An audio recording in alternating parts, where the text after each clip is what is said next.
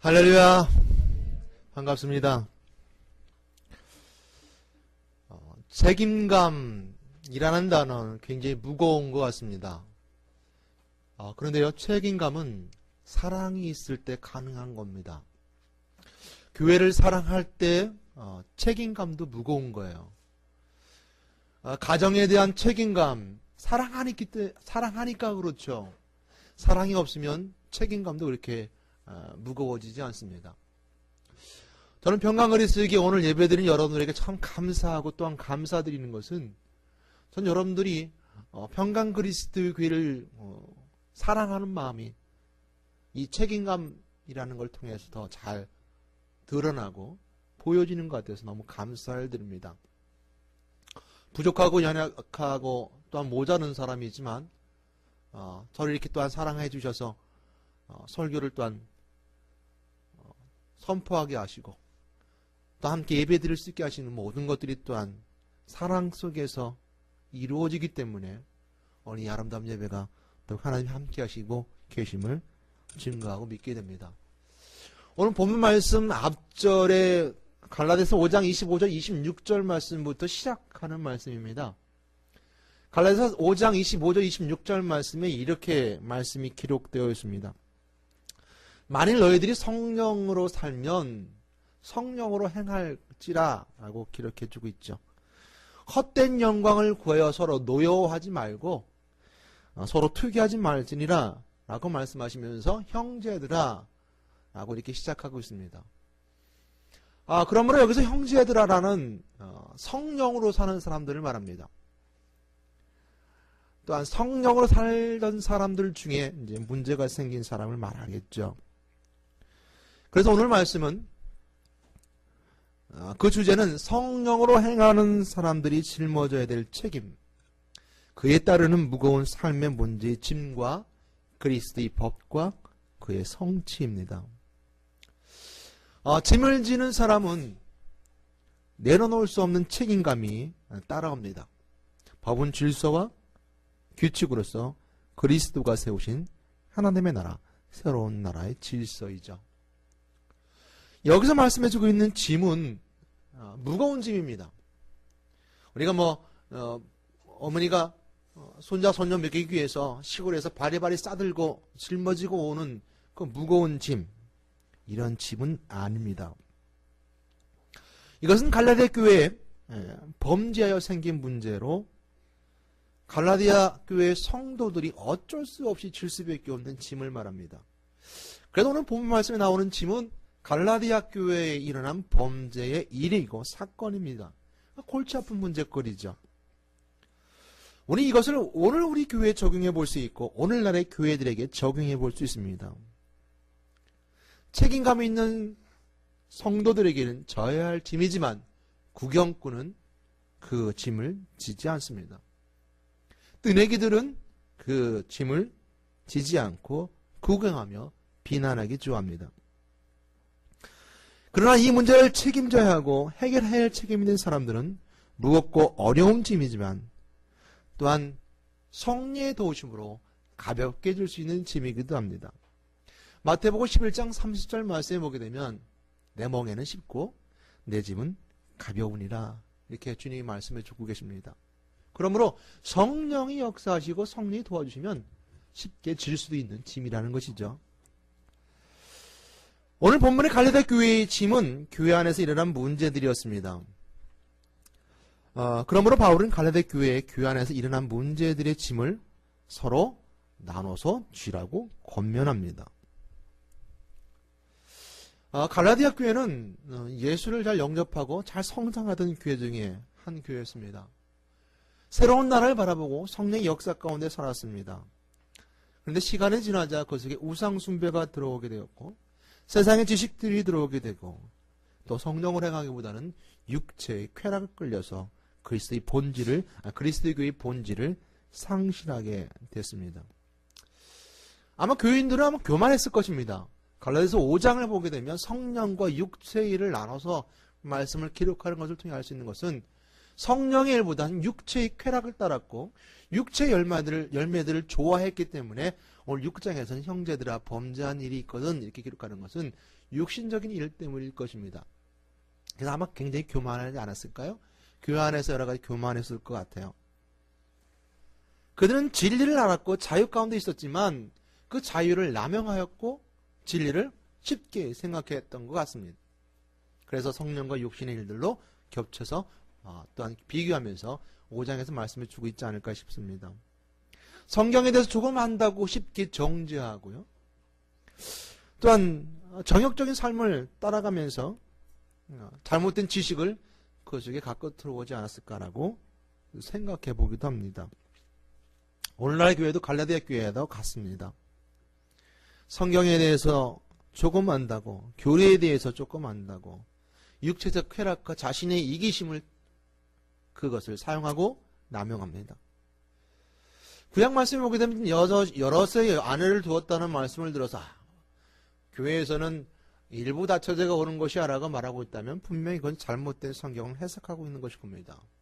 이 시대의 모습들은 질서를 파괴하고 이 시대 속에서 범죄를 저지르는 일들을 성경을 들어서 잘못됐으니까 라고 말하면서 성경을 남용해 보기도 하는 것이 사람들이 모습이라면 오늘 갈라디아 교회가 그러지 않았을까 라고 생각을 해보게 됩니다. 예정이라는 것은 굉장히 좋은 단어 중에 하나입니다. 예정하셨다는 겁니다. 그것은 앞의 길을 주님께서 예정하셨다, 만들어 주셨다, 그 길로 인도해 주신다, 내가 가야 될 길은 분명하다, 우리 목적지는 분명한 길이 있다라고 우리는 분명하게 말할 수 있기 때문에 예정이라는 단어는 굉장히 좋습니다. 그러나 그 예정이라는 단어를 잘못 사용하여서 사람들로 하여금 너는 예정되었으니까 절대 구원받을 수 없어, 너는 죄 가운데 있을 수밖에 없어 라고 말한다면 예정이라는 생각을 잘못 생각하고 있을 것입니다. 오늘 용서라는 말씀을 남용해서 쉽게 용서해 주는 것처럼 성경 말씀에 용서해 주라는 말이 있지 않느냐, 한쪽 뺨을 맞으면 한쪽 뺨을 내밀라 하라고 성경 말씀에 기록되어 있는 것처럼 쉽게 잘못을 저질러 놓고 너는 이처럼 용서해야 되지 않느냐라고 우리가 반문해 보는 자들이 혹시 갈라디아 교회 아니면 또한 이 시대 이 시대의 교회들이 있지 않을까. 그것은 바로 육체적인 쾌락을 따라 성경의 말씀들을 남용하고 성령의 역사를 잘못 이해하게 만들었던 일들이 그곳에 있었지 않았을까라고 생각을 해보게 됩니다. 그러므로 우리가 어떤 일을 만나든 어떤 일을 했을 때 굉장히 중요한 것은 이 열매가 아니면 이 일의 시작이 내 육체의 이득을 위한 일인가, 육체의 이익을 위한 일인가, 아니면 내 육신적인 생각으로 시작된 일인가, 아니면 성령의 인도함 속에서 성령의 열매가 있는 일들인가라고 우리가 먼저 비교 생각해보고 판단할 때 그 결론과 결정이 아주 훌륭한 결정을 내릴 수 있을 것입니다. 그러므로 성령으로 사는 사람은 성령으로 행한다라고 오늘 갈라디아서 5장 25절 말씀에 주고 있는 겁니다. 성령으로 행한 사람은 성령으로 행하라. 서로 다투지 말아라. 헛된 영광을 구해서 서로 노여웃게 하지 말아라 라고 성경을 우리에게 말씀해 주면서 형제가 범죄했다라고 기록하고 있죠. 성령의 삶이라는 것은 어떤 삶입니까? 예배드리고 기도하고 찬양하는 삶을 성령이라고 성령의 삶이라 합니다. 그러므로 우리는 예배를 그냥 드리는 것에만 한정돼서 주일날 교회 가기 싫은데, 기도하기 귀찮은데, 찬양 별로 이렇게 세상 음악과 생각해 보게 되면 별로 이렇게 재미도 없고 흥미도 없는데, 여러분 예배는 우리가 생각하는 것처럼 그런 것이 아니라 예배는 하나님과 만나는 시간이고 교제하는 시간입니다.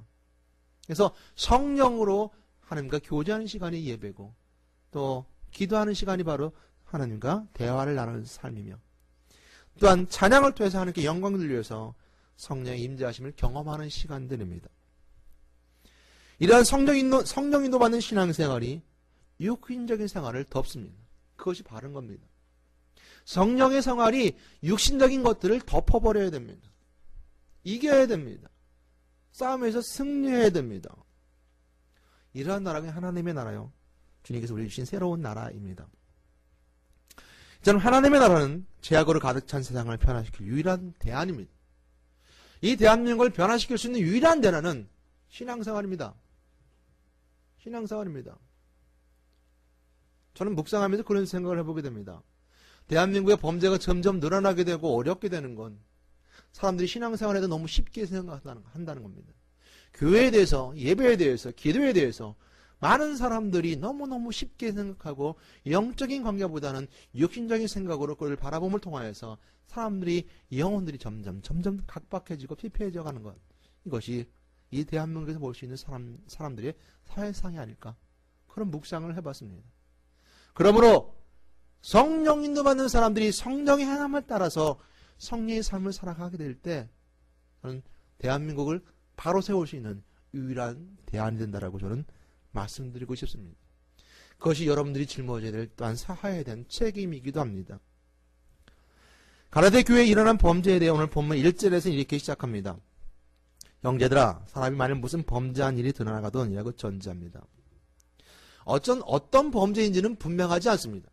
제가 앞절에서는 이런 일들이 있을 것이라고 말씀드렸지만 6장 내용에서 보게 되면 어떤 범죄의 일들이라고는 우리에게 분명히 말씀해 주고 있지 않습니다. 그러나 다만 앞장과 연결해 볼 때 육체적인 일, 성령의 열매와 부딪혀서 성령과 육체적인 일이 트러블이 생겨서 일어난 범죄일 것이다라고 우리가 추측해 보게 됩니다.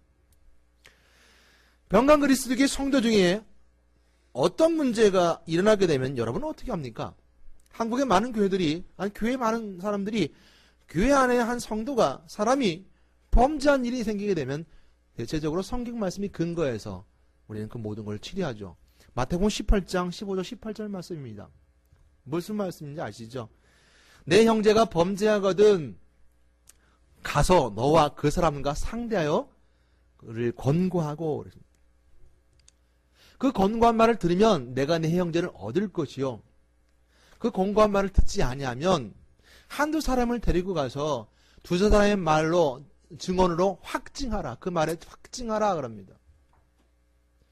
그 두세 사람의 말도 듣지 아니하면 교회에 가서 말하고 교회의 말도 듣지 아니하면 뭐라 했습니까?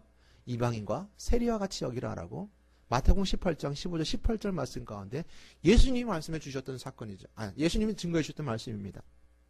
예수님이 범죄한 형제에 대해서 이렇게 해라라고 말씀해 주고 있습니다. 근데 거기에 그치진 않습니다. 그 다음 구절에 넘어가게 되면 마태복음 18장 15, 18절 말씀 그 다음 구절에 넘어가게 되면 베드로가 묻습니다. 몇 번이나 용서해 줄까요? 7번씩 70번도 용서해 주라 라는 말씀이 나올 통해서 전체의 말씀의 내용이지만 우리가 교회에서 일어나는 일들은 대체적으로 마태복음 18장 말씀을 들어서 권고합니다. 목사님이 가서 권면합니다. 듣지 않으면 두세 사람이 함께 같이 가서 그 말하는 것에 확증합니다. 이랬습니까? 네, 맞습니다. 라고 확증하게 됩니다. 그러나 그것도 듣지 아니하면 교회의 말하고 교회의 말도 듣지 아니하면 이방인과 세리처럼 여겨서 남과 같이 여기라라고 성경 우리에게 말씀해 주고 있습니다. 그러나 오늘 본문은 사도 바울이 예수님의 말씀을 더욱더 깊이 묵상해서 한 발짝 더 나가서 말씀을 증거해 주고 있습니다.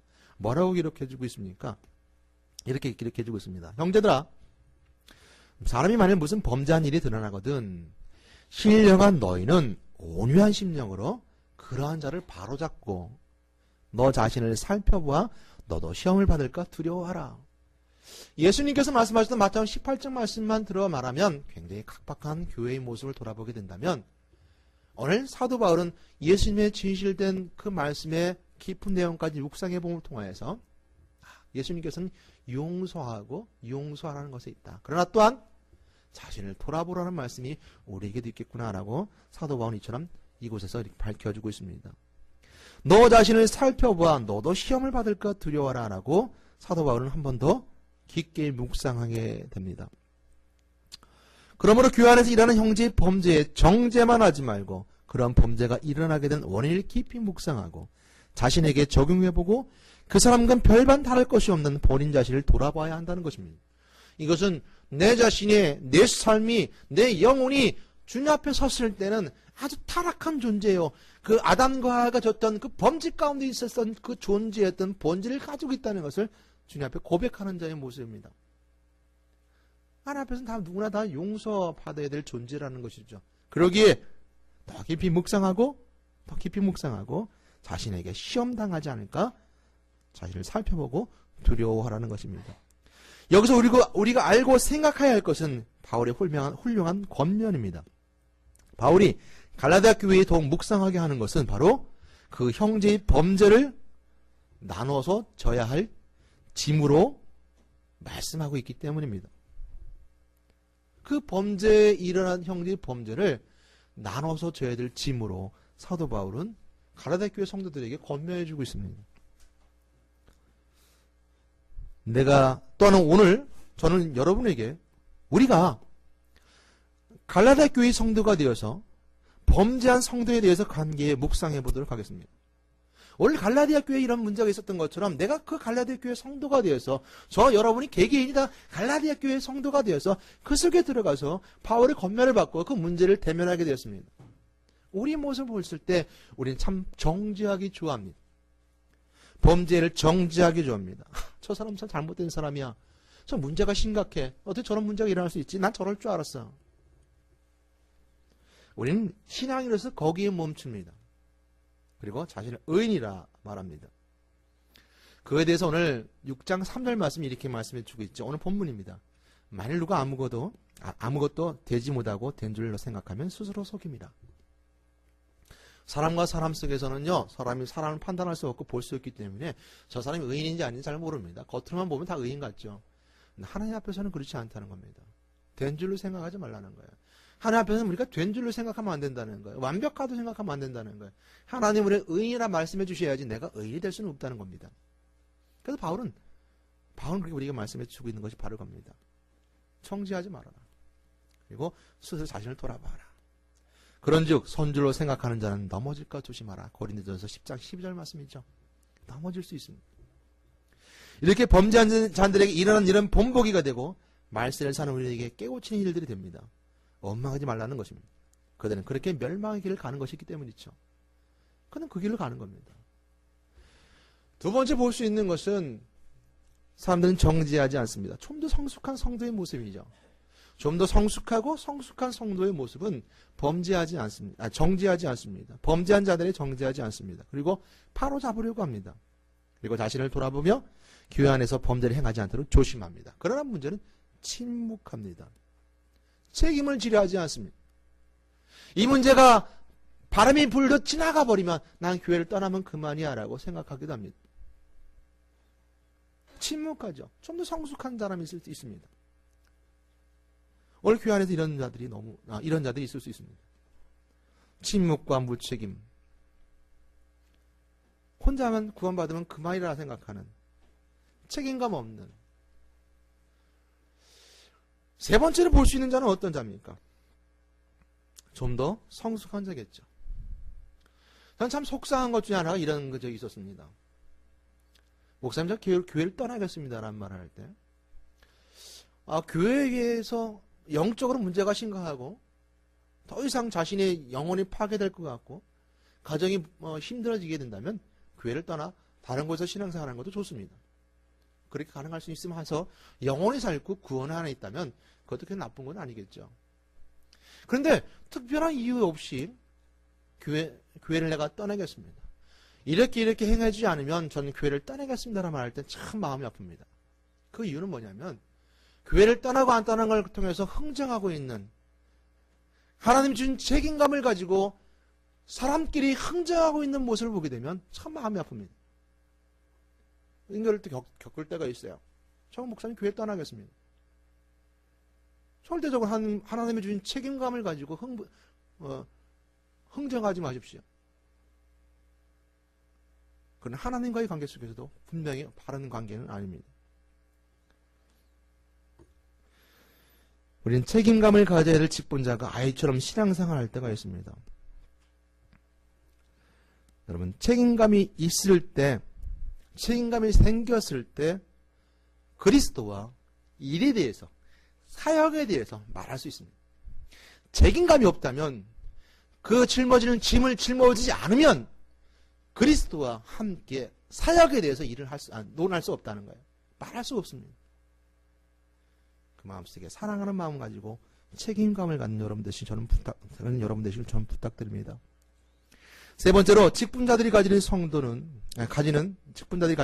성도는 교회 일에 대해서 함께 책임을 지고 오늘 본문 말씀처럼 짐을 나누는 자입니다. 나눠지라고 하고 있습니다. 뭐라 했습니까? 그것이 그리스도의 법을 성취하는 것이기 때문에 그렇습니다. 왜 우리는 함께 이 짐을 나눠줘야 됩니까? 라고 묻는다면 주님께서는 아니 우리에게 주시는 말씀 가운데 우리는 이 말씀을 기억하게 됩니다.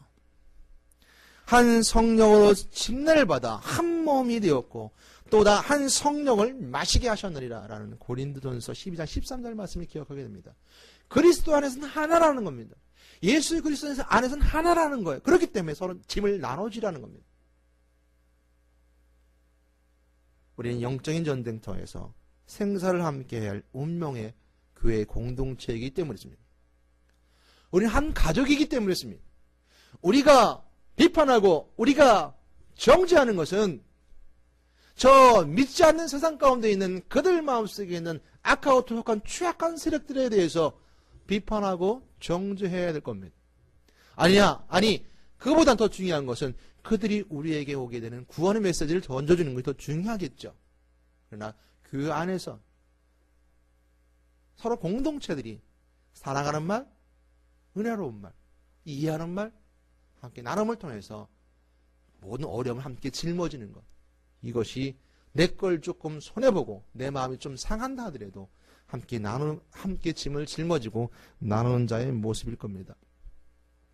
왜 짊어져야 될까요? 그리스도의 법을 성취한다는 것은 이사야 말씀을 기억하게 됩니다. 53장 3절로 10절 말씀이죠.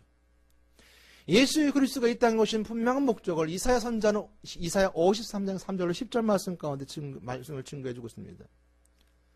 그는 멸시를 받아 벌을 받았고 간고를 많이 겪었으며 질고를 아는 자라. 그는 실로 우리의 질고를 지고 우리의 슬픔을 당하였거늘 우린 생각하기를 그는 징벌을 받아 하나님께 맞으며 고난을 당한다 하였노라. 그가 찔림은 우리의 허물을 일하며 그가 상함은 우리의 죄악을 때문이라. 그가 징계를 받으면 우리가 평안을 누리고 그가 채찍에 맞으므로 우리가 남을 받았도다. 예수 그리스도가 짊어지고 가셨기 때문입니다. 그러기에 우리가 짐을 짊어진다는 것은 그리스도의 법을 성취하는 것이요. 이사야 53장 10절 말씀에 이렇게 기록해주고 있습니다. 여호와께서 그에게 상함을 받게 하시기를 원하사 질고를 당하게 하셨은지 그 영혼을 속건제물로 드리기 위해 이르면 그가 씨를 보게 되며 그의 날은 길 것이요 또 그의 손으로 여호와께서 기뻐하시는 뜻을 성취하리로다. 그리스도에게 생명의 씨앗이 있고 그 생명의 씨앗이 성취되어진 그리스도의 법. 우리가 짊어진 짐 가운데는 예수 그리스도가 짊어진 그 짊어짐의 씨앗이 있기 때문에 우리는 그리스도의 법을 성취해 가고 있는 자라는 것이 바로 우리에게 주시는 메시지, 그리스도의 법의 성취라는 메시지입니다. 그러므로 우리가 자랑할 것이 있다면 뭐죠? 오늘 본문에서 바울이 말합니다. 우리가 자랑할 것이 있다는 거예요. 자랑과 간증은 어떤 차이일까요? 자랑과 간증의 차이. 자랑은 자기 자랑이 있을 것이고 간증은 하나님을 자랑하는 것일 겁니다. 그것은 내 속에 있는 그리스도를 자랑하는 겁니다. 내가 오늘도 축복 속에 있었습니다. 내가 오늘도 정말 기쁨 가운데 있었습니다. 내가 오늘도 은혜 가운데 승리했습니다. 내가 아니라 내 아신 그리스도를 통해서 승리했습니다. 성령의 도우심을 때문에 가능케 되었었습니다. 예수 그리스도의 그 생명의 씨앗으로 나는 이 질문 짊어질 수 있었습니다. 이 어려움 질문 짊어질 수 있었습니다. 그리스도의 씨앗이 내 속에 있었기 때문이요 라고 말할 수 있는 것은 내 속에 나를 자랑할 것이 있다는 거예요. 그래서 성경 오늘 갈라디아서 6장 오늘 우리가 말씀해 주신 메시지도 바로 겁니다. 각각 4절입니다. 각각 자기 일을 살피라. 그리하면 자랑할 것이 자기에게는 있어도 남에게는 있지 아니하리니. 내 속에 있는 그리스도를 자랑거리는 된다는 겁니다. 자랑거리 내 속에 있다는 거예요. 아, 예수님이 하셨구나. 내가 한 것이 아니라, 너가 한 것이 아니라 예수님이 내 안에서 하셨구나. 예수님이 우리 그리스도에게 함께 하심을 하셨구나. 병간 그리스도에게 예수님이 하셨구나 라고 우리가 자랑할 수 있다는 것입니다. 오늘 우리 주님의 가운데 다시 한번 돌아보시는 것은 그리스도가 우리 안에 있을 때 우리가 자랑거리가 됩니다. 그러므로 사도 바울은 마지막으로 권면합니다. 각각 자기를 살피라는 겁니다. 자기의 일을 살피라라고 말씀해 주고 있습니다. 4절 말씀 가운데 각각 자기 일을 살피라는 그 일은 어떤 노력에 대한 성령의 삶을 살아가는 그 사람의 노력에 대한 노력의 결과들이 아니라 일에 대한 노력의 대가가 아니라 성령의 삶을 살아가는 자들의 삶을 말할 때 자기 일이다라고 말할 것입니다. 오늘 바울은 그 말씀을 증거해 주고 있는 것입니다. 자기가 일은 하나님의 일을 하는 성령의 일하는 자들을 스스로 살피라는 겁니다. 그리고 그 스스로 살핀 것들을 통해서 하나님께 영광 드리고 그리스도 안에 있으라는 겁니다. 그러므로 고린도후서 13장 5절 말씀을 제가 다시 한번 묵상해 보는 것은 바로 겁니다. 너희가 믿음 안에 있는가? 너희 자신을 시험하고 너희 자신을 확증하라. 예수 그리스도께서 너 안에 계시지 아니하시면 너희가 스스로 알지 못하느냐? 그렇지 않으면 너희는 버림받은 자니라. 우리 안에 그리스도 안에 있는 것을 살펴보라는 겁니다. 믿음을 살펴보라는 겁니다. 내 안에 그리스도가 없으면 우리는 버림받은 자라고 우리에게 말씀해 주고 있는 것이죠. 오늘 마지막으로 여러분들이 말씀드리고 싶은 것은 오늘 5절 말씀입니다. 각각 자기의 짐을 짊어지려는 겁니다. 이러므로 우리 각 사람이 자기 일을 하나님께 짓고 하리라. 로마서 14장 12절 말씀입니다. 각각 자기의 짐을 짊어지는 것은 하나님과 직접 만나는 것이고 직접 고하는 겁니다. 그럼을 통해서 바울은 본문의 작은 결론에서 5절에 각각 자기의 짐을 질 것을 권면하면서 마무리합니다. 그것은 하나님을 직접 만나는 일이기 때문이었습니다. 오늘 여기서 5절의 짐은 2절에서 말하고 있는 나눠야 될 짐이 아니라 내가 지니고 있는 짐입니다. 그리스도인들이 생활의 생활과 신앙의 생활 속에서 개인이 각각 삶의 정황과 형편에 따라 담당해야 할 의무를 말하는 것입니다. 그 의무는 성실함으로 또 권면하고 있습니다. 자랑하지 말고 또한 다른 사람의 의무와 책임에 대하여 정지하지 말고 성령을 쫓아 사는 성도로서 각자 자기에게 맡겨진 일과 의무를 다른 사람에게 미루지 말고 성실히 수행하여서 그리스도의 법을 성취해야 한다고 사도 바울은 권면하고 있습니다. 평강 그리스도의 모든 성도님들이 각각 이 생에서의 책임을 다 감당하시고 하나님의 나라에서 큰 상급으로 영원롭게 되어주시기를 예수의 그리스도의 이름으로 간절히 축원합니다. 기도하겠습니다. 하나님 감사합니다. 오늘 말씀 가운데 살아계신 역사하신 은혜를 다시 한번 경험하게 됩니다. 우리 짐을 짊어지기 원합니다. 아니 내 짐을 짊어지기 원합니다. 또한 교회에 그리스도의 십자가를 함께 그 짐을 나누기 원합니다. 오늘 짐을 짊어지는 책임감 있는 자, 그 책임의 근원은 사랑